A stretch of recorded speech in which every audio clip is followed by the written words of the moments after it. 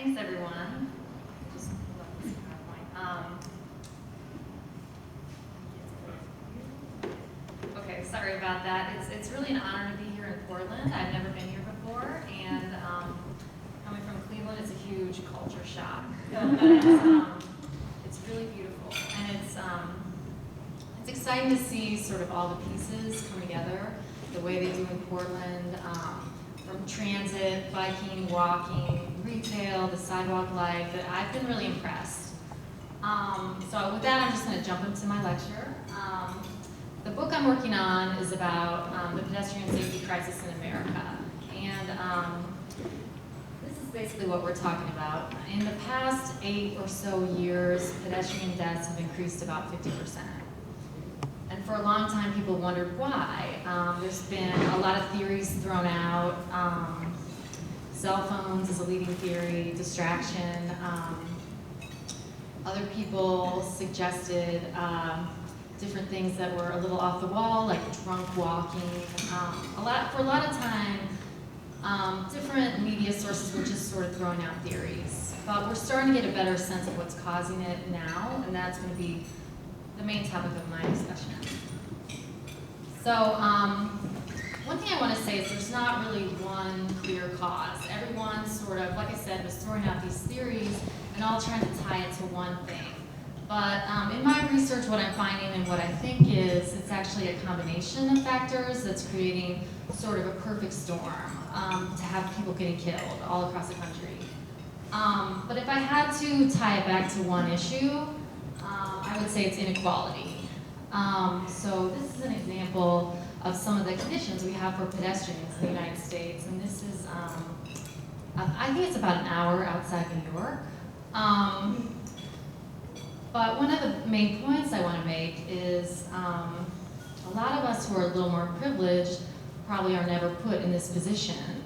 And so I think that's one of the reasons that this issue hasn't resonated in the press and in mainstream American culture sort of the way it should, given that 6,000 plus people are getting killed every year, just because a lot of us that are more influential in the media and politics just don't find ourselves in this position. We can, afford to live in a neighborhood where the conditions aren't like this, or we can afford to drive if that is the case. Here's just another example. I find these images on Google Maps, and I think they're just really striking and interesting to look at because we don't have great data about how many people are walking, but this is just a little snapshot of what people are going through, and this is an example from Phoenix. Phoenix has about 6 times the pedestrian fatality rate of New York City. And if you look at this family and just try to put yourself in their shoes, not just having to cross the street this wide, but to get children across it safely. And if you notice the van that's kind of jutting out into the crosswalk, the question that it raises to me is, can these 2 cars sort of at the end, are they even aware that this whole family is coming towards them in the crosswalk? And will they make it before the light turns? And if they don't, sort of what happens to them and what kind of position does that put them in?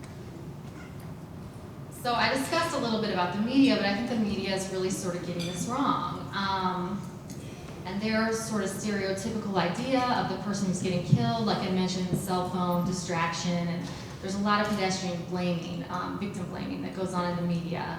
And so I think some of the media columnists, some of the more influential writers, again, they're a little bit privileged, having a position to, make your opinions heard to a wide audience. That's an additional layer of privilege.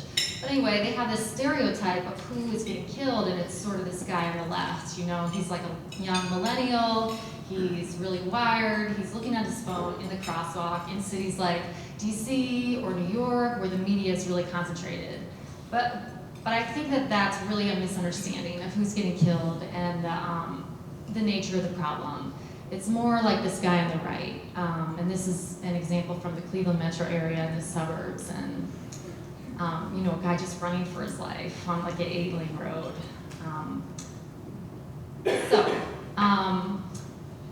Pedestrian fatalities and pedestrian safety they affect certain groups more than others, and it's a lot of marginalized groups, and it's not just one. One of the things probably a lot of you know if you're paying attention to this is that certain ethnic and racial groups are at increased risk. Black people are about twice as likely to be killed walking as white people, and Native Americans have like 4.5 times the risk.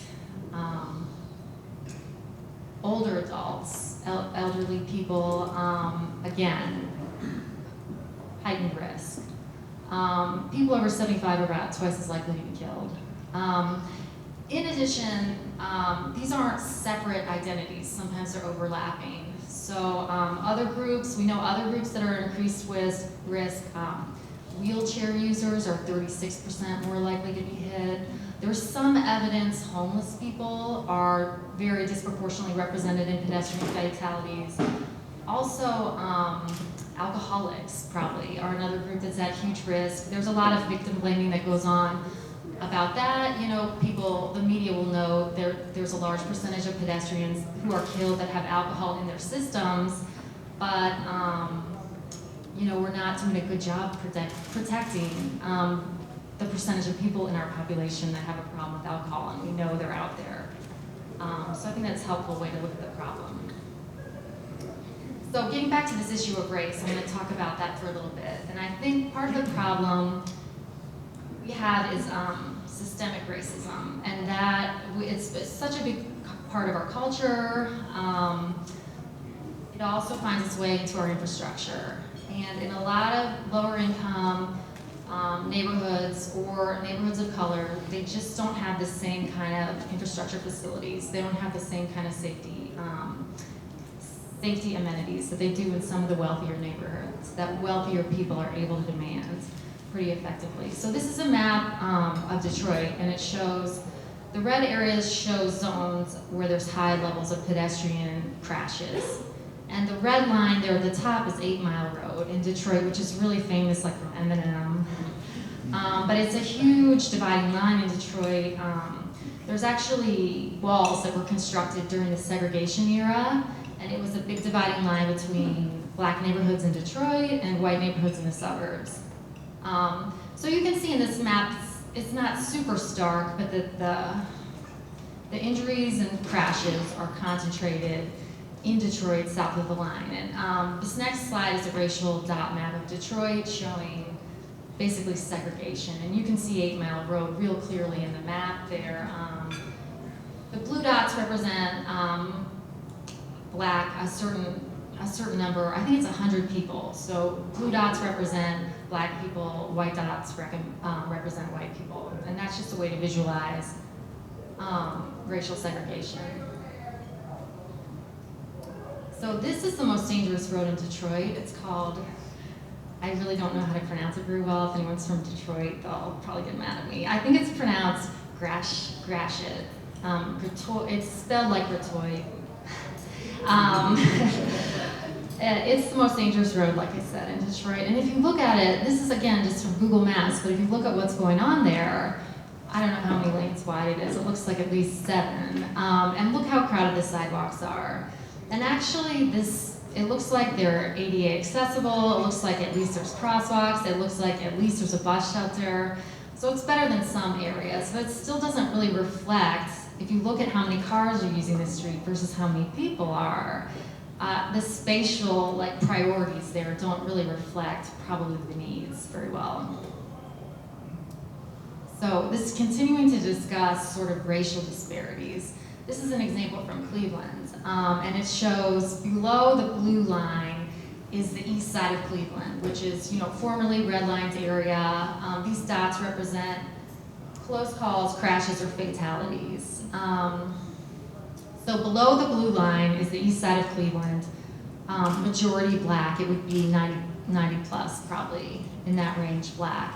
And then across the blue line is Shaker Heights, which is a wealthy suburb in Cleveland that is pretty integrated, but again, mostly white. So there's a big disparity there. And I actually can't fully explain that, and I don't think it's entirely infrastructure related. I think people in Shaker Heights are walking a lot less, is a big part of it, than people on the east side of Cleveland.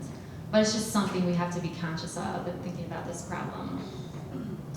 So I'm actually, on the next slide, I'm going to pick on Portland a little bit. Sorry, guys. But this is actually an example that I'm using in my book, because this pattern is really stark in Portland. And I just took this straight out of the most recent Vision Zero action plan for the city. But the big dividing line here is 82nd Street, and east of 82nd Street, that's where 28 out of 30 of Portland's high crash intersections are. And this is also the part of town where it's majority people of color, is my understanding. I'm not the Portland expert, a lot of people in this room are, but. Here's another. I thought this was really interesting visualization. Portland, to its credit, is thinking about this at least, and I know and think that the plan is to focus more on this area, but this shows, people killed, and I think it's a good way of visualizing the problem and also humanizing the victims. And you see, again, this concentration east of 82nd Street. Only about 25% of the population lives in this area, but it accounts for 50% of the pedestrian fatalities. So why is this happening? Why are neighborhoods getting unequal treatment when it comes to infrastructure? And I think it goes back to just this institutionalized racism. It's just such a big part of our culture. And this is an example. We touched on earlier how Native Americans are at such an increased risk, 4.5 times as likely to be killed. Huge disparity. One of the reasons, and this doesn't fully explain it, but reservations and tribal lands, they function a lot like urban areas. A lot of people depend on walking, but they tend to be set in areas that are more rural, where there's almost no accommodation for pedestrians. And this photo is from the Red Lake Nation, from their lands in Minnesota, and some researchers at the University of Minnesota sort of looked into this problem in 2018, and they wrote a study. So they're examining, why is this happening? And I think this is a great example of sort of the inequality across this is a state highway. Trucks are going through here, I'm sure, 60, 70 miles per hour. Extremely dangerous for pedestrians. And people living on this reservation have worn paths through the grass because there's no treatments that really acknowledge how important this corridor is for them. And across this street is a food cellar.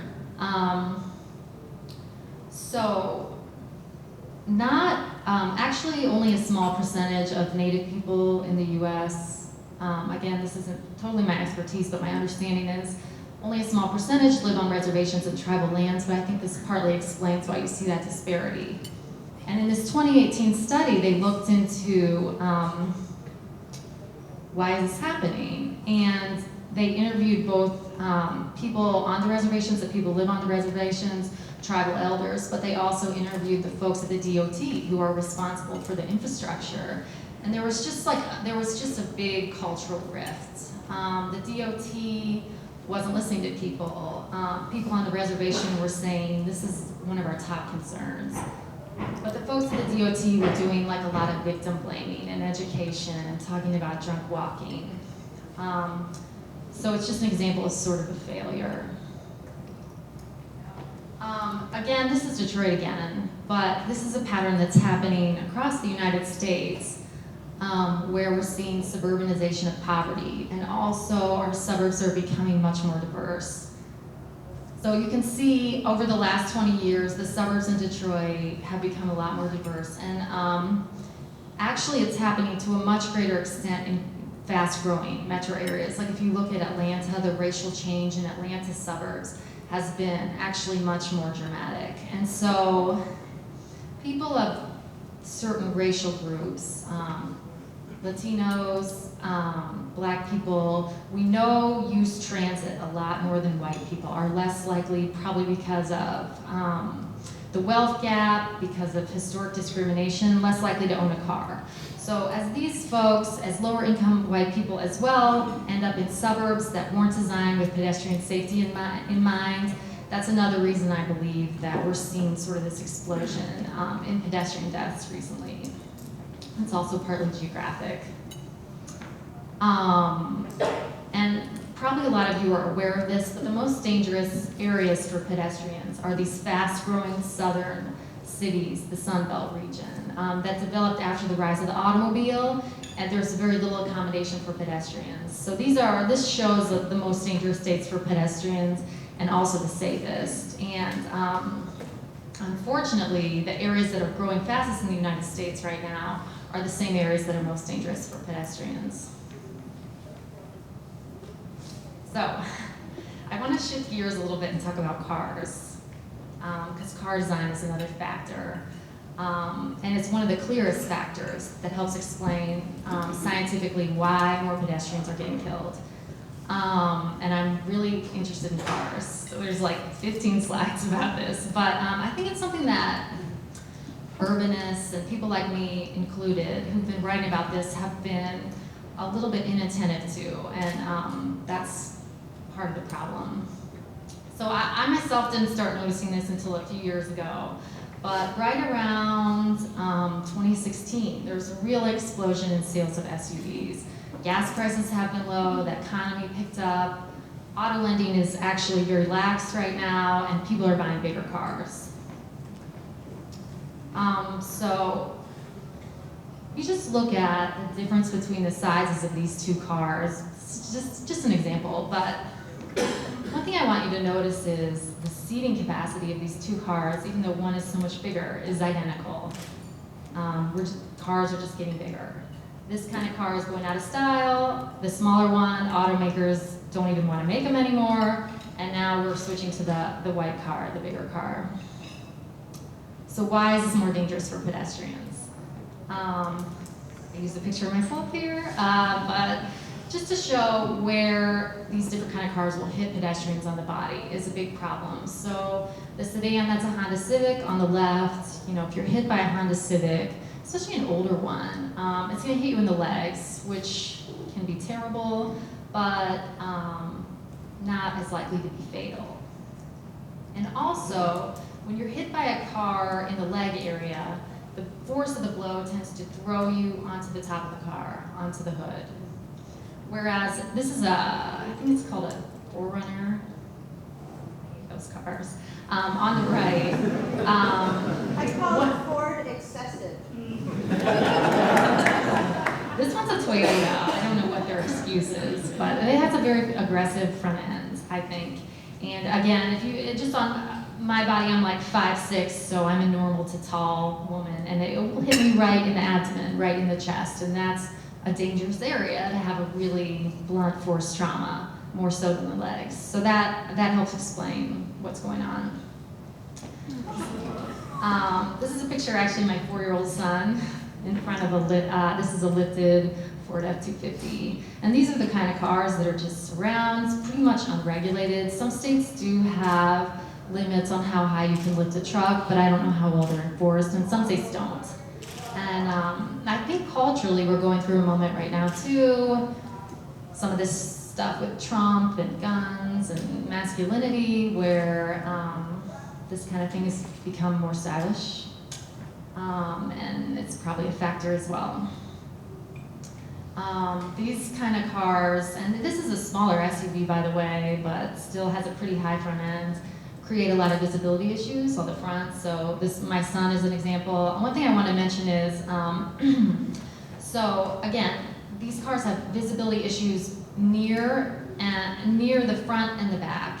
And it's especially dangerous for really young children between the age of 1 and 2. About 50 kids in the United States are backed over in their own driveways every week in the United States because the visibility in cars is so bad.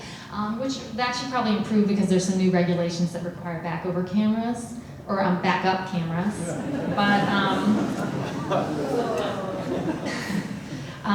But the front visibility issue remains, and can also put people who have a lower profile, like wheelchair users, at risk. This is a really sad story where the guy driving this car hit his own friend, couldn't see him right in front of him at the intersection.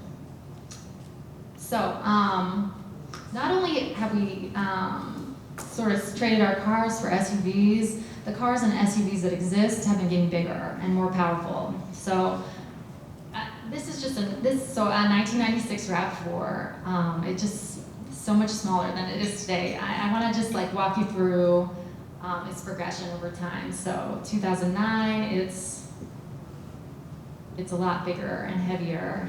And here's the latest version. It's actually not that much heavier, but you can see that the front end is a lot more aggressive, a lot more square.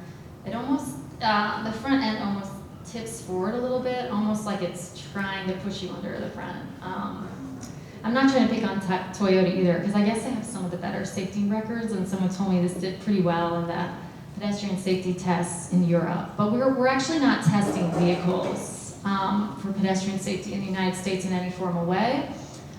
During Obama, there was a push to do that, to start giving cars 5-star ratings on how they performed in crashes with dummies, pedestrian dummies, but that all stalled under the Trump administration, and now it's not happening. So we don't even really know which vehicles are more dangerous. Well, we do know that SUVs are more dangerous, but within the SUV sort of category, you know, which crossovers are better, how do crossovers compare to full-size SUVs, we're a little less clear on that, because we're not really testing for it. Meanwhile, cars are becoming a lot more powerful. This sort of shows a lot of the fuel economy gains that we should have made have just been eaten up by cars becoming a lot more powerful, a lot more so actually than getting heavier. Real quick example, you know, the Mustang in 1999 went up to 320 horsepower. Today, that's pretty much where it starts. It goes up to about twice as much. And I think that's important.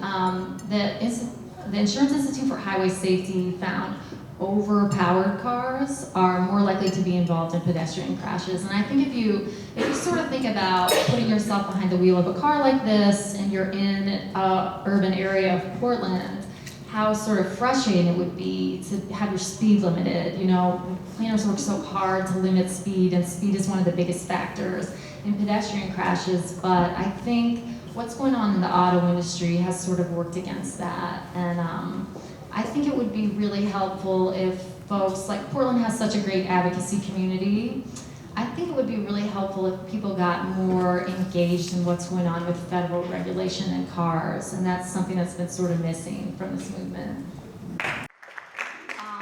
Okay, so another issue is commercial vehicles, and I'm just going to touch on this real briefly, but they kill pedestrians about twice the rate that they're on the roads, especially in big cities, and they're pretty much completely unregulated. This shows the blind spots around a big commercial truck. They're huge. There's pictures where they line up like 12 bikes in the blind spot of these trucks, right next to them. They can't see them at all. So this can be really easily resolved with mirrors and cameras, but we just have not forced these commercial companies to do it. They're starting to require side guards in some places, but it's really very limited. And in cities that are really serious about Vision Zero, like London, they're actually phasing out trucks that have bad visibility. In a certain number of years, if you're driving a truck like this that has all these blind spots, you're not going to be able to enter London. Okay, so like the big question is, what do we do about this?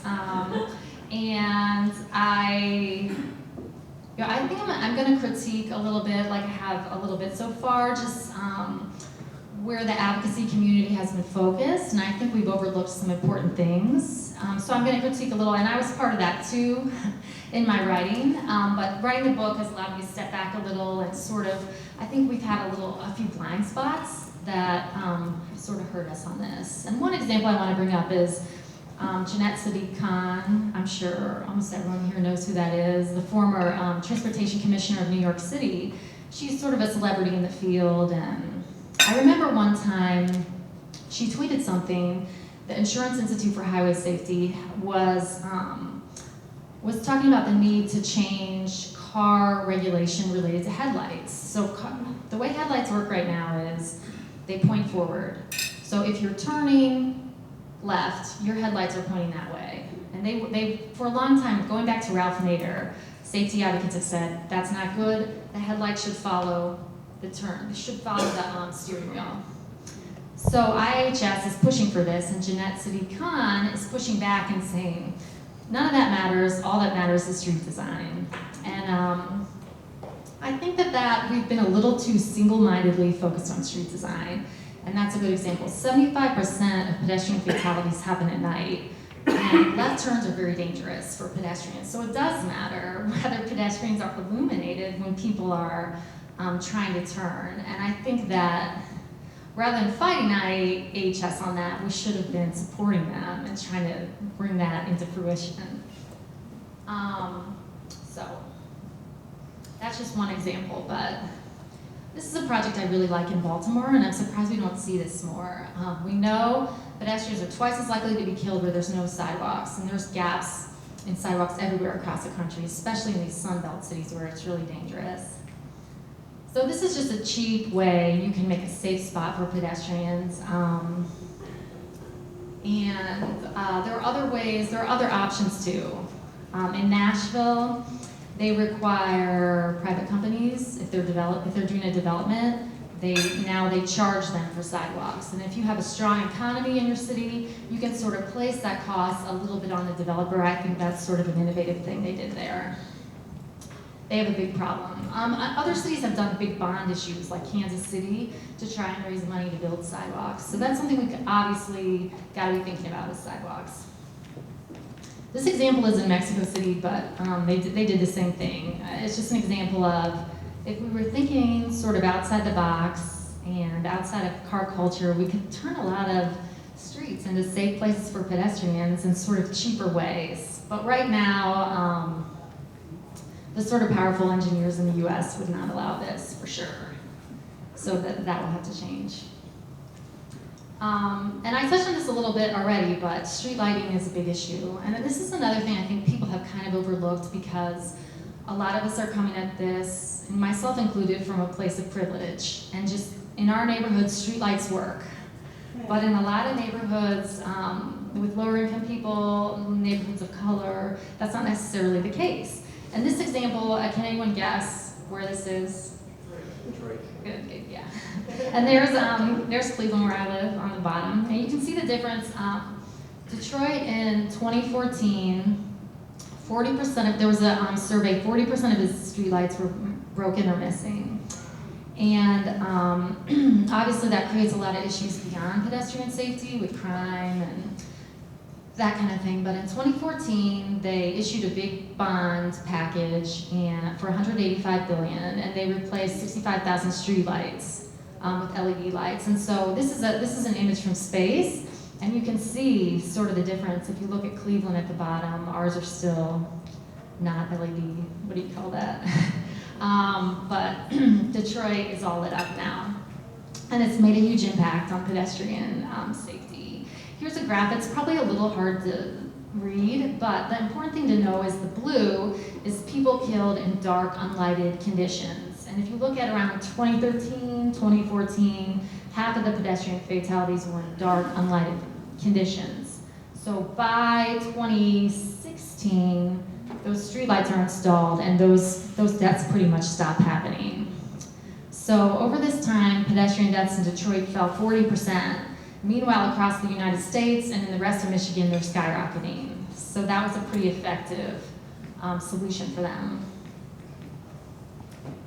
Other things we've got to talk about are just this kind of thing. I think that we need more mid-block crossings, but just painting a mid-block crossing is not good enough. Only like, in some places, only like 16% of drivers are yielding to pedestrians at unsignalized mid-block crossings. And I know Portland, because I heard one of their people talking about this, is doing a lot to add mid-block crossings, and also they have to have additional features, I think. Like this has a pedestrian safety pedestrian safety island, but she said they're using beacons, they're using a range of different tools to help encourage drivers to yield. Okay, I'm sort of wrapping up, but there's a couple other things I wanted to mention first. And I just have this blank slide, but so I think it's helpful to think of this problem as thinking about who is being affected, what groups are being affected specifically, and to try to tailor the solutions to them. So we know certain groups, like older people, people who have been drinking, are at special risk. So I think that cities should be thinking about where are those people located, where are people drinking, where are homeless people congregating, and doing a lot extra to make those areas safe. That's sort of it, and now I'm ready to take questions.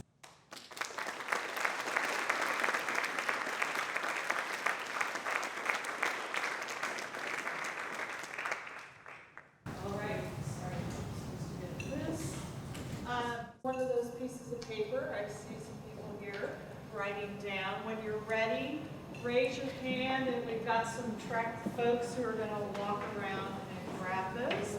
And then some of you, I see one in the back there, some of you also may have gone to menti.com and entered your question there. But I'm going to start out, one of your themes that you started with and showed up in a few other places, that a lot of us who work in this area or advocate in this area have certain privileges, live in certain different areas, or areas that perhaps are more safe and have a different perspective. Have you, in your reporting and other work that you've done, come across examples of how do we get people out of those experiences and to really understand the lived experiences of other people for pedestrian advocacy or elsewhere? Or if you haven't seen it, what would you do if you had to dream up a program? Yeah, good question. Okay. So I actually have been thinking a lot about that. So I think that it's actually one of the reasons that this issue has been sort of ignored. Like, there's been so much. I started noticing a few years ago, reporting on this stuff day in and day out, and I came into this as a bike advocate. There's been so many resources around bike advocacy, but we have 8 to 10 times as many pedestrians getting killed every year, and there's just been not as much. There's hardly any institutional support for pedestrians at all. Like someone was telling me in Georgia, there's one person at the state DOT who does bike and pedestrian stuff, and they have 4,000 employees. So we almost don't even have the capacity to really address this issue at the scale it needs to be addressed right now, and I'm sort of losing track of what you asked. But I think it's a problem that really needs to be solved by local knowledge. So what I sort of want to do in the future, maybe, is pedestrian safety audits.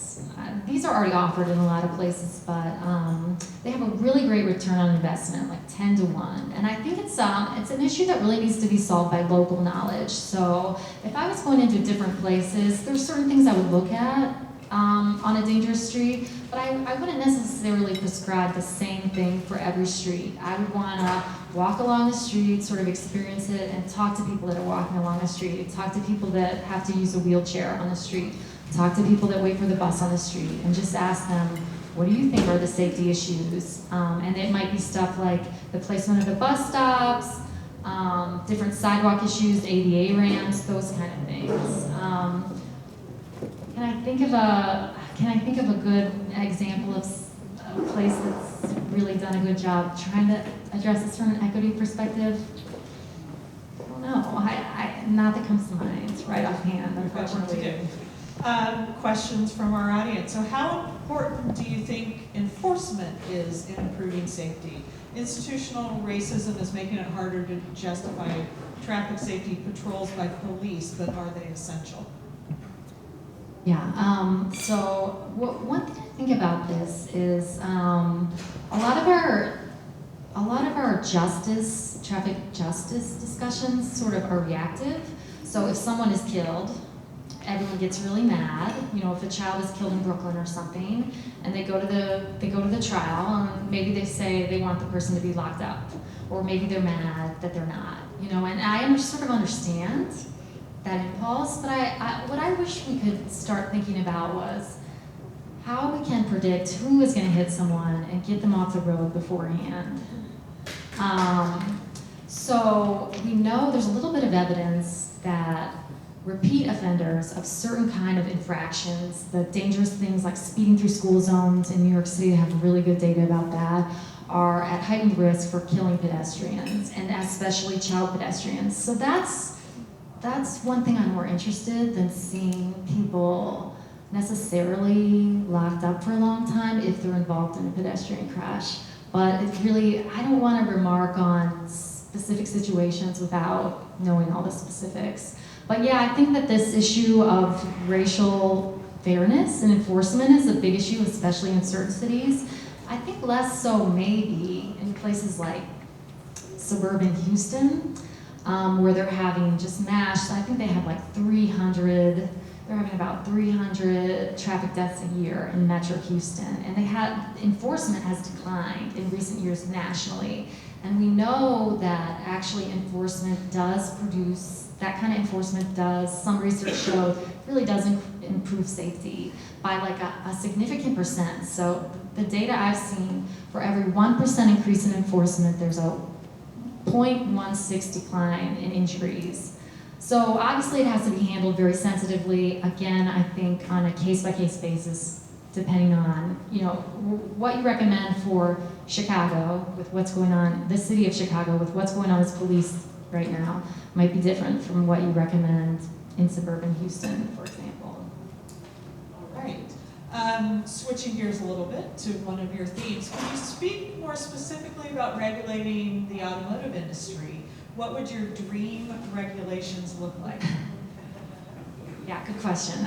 So there's a lot of low-hanging fruit, I think, that no one's even really paying attention to these regulatory questions. There was just a big victory for alarms that warn you if you leave a child in the car seat. So to stop those hot car deaths, which I actually think is great. There's only a few dozen of those a year, but can you imagine like leaving your kid in the car and being responsible for their death? Like nobody should have to go through that if we can prevent that.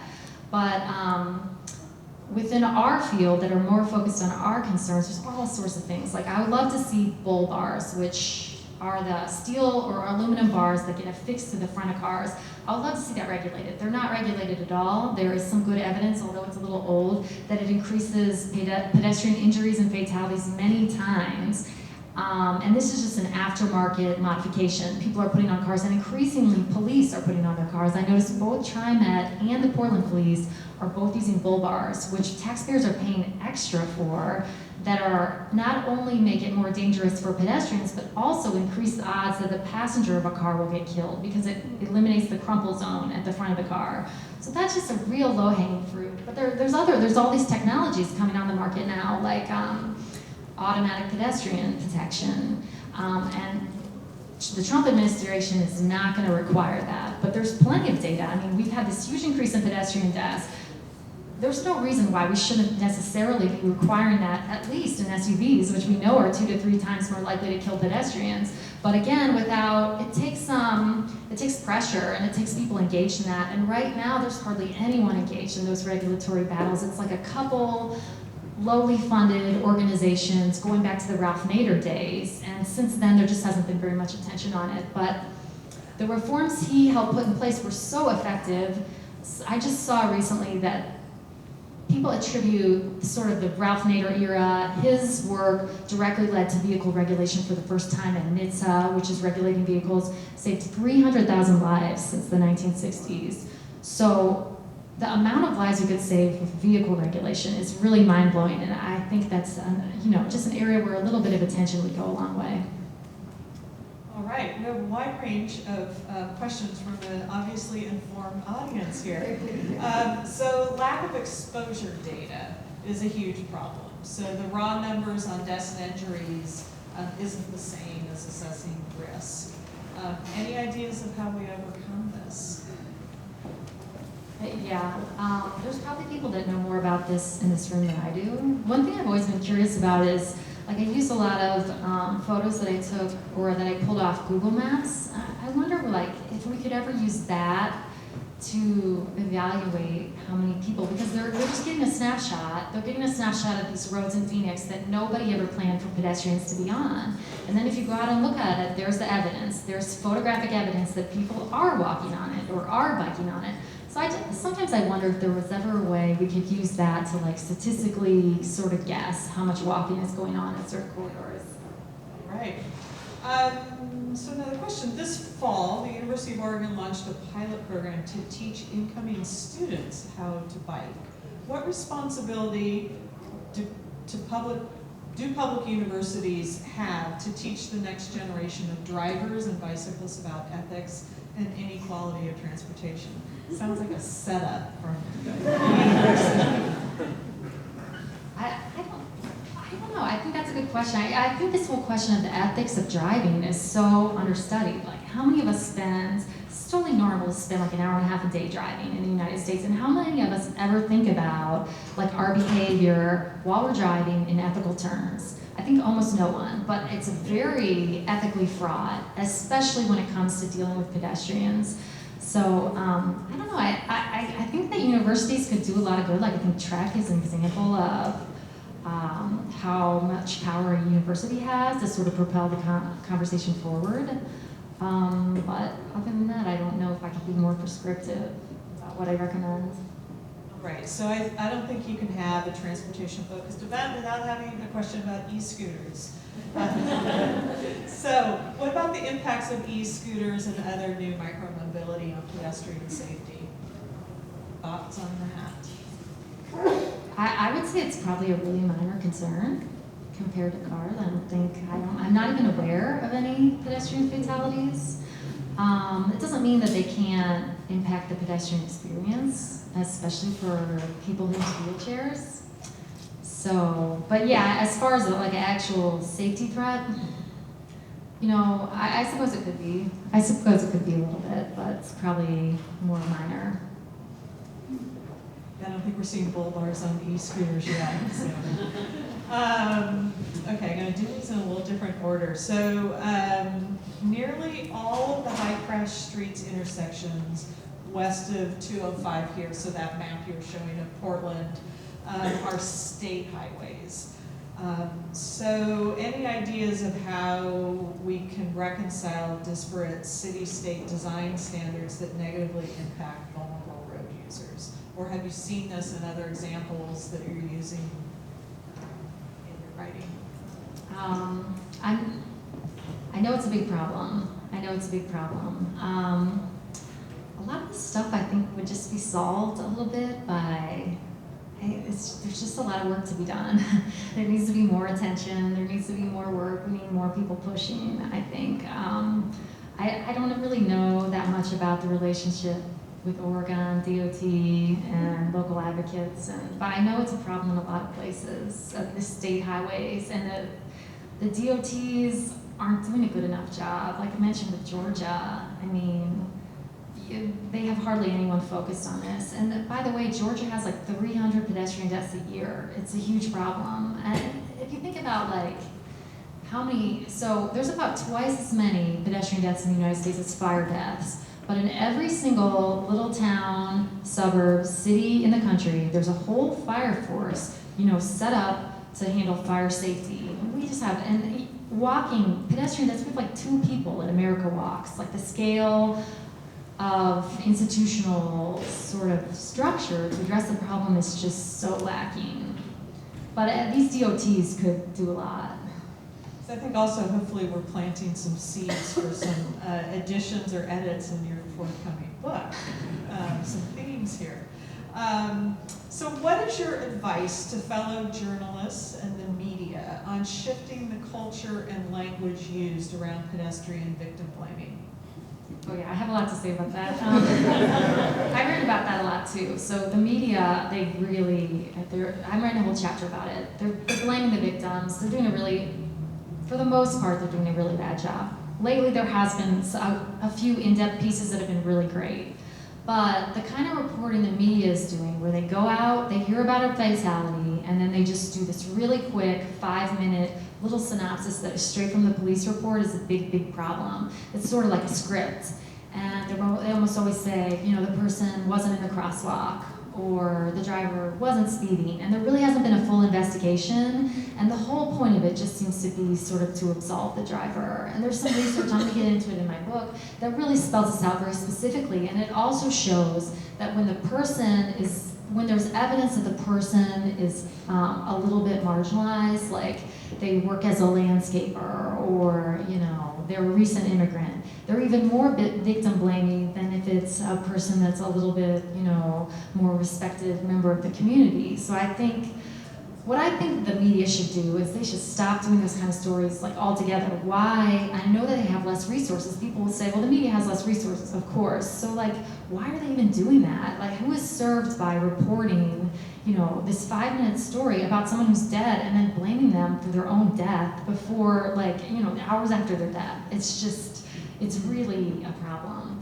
So what I think they should do is just sort of stop doing that, and in some cases just dig in more deeply. Pick a couple pedestrian deaths and really like go out, look at what's going on with the street is really important. Say a little something about the person, how their family members were impacted by the death. Talk a little bit about what the trends are locally with pedestrian deaths and whether there's any patterns. And I think that would be a lot more valuable and help with the problem. Great. Kate, any additional questions that came in? Oh, and another one coming right here. All right. Oh. Yeah, some of these I think are from PSU faculty, perhaps. Maybe, maybe not. If you could have a dream research project funded, what would it be? If you get the funding, we'll do it too. So. I have like a few ideas. It's like I'm like having a hard time choosing.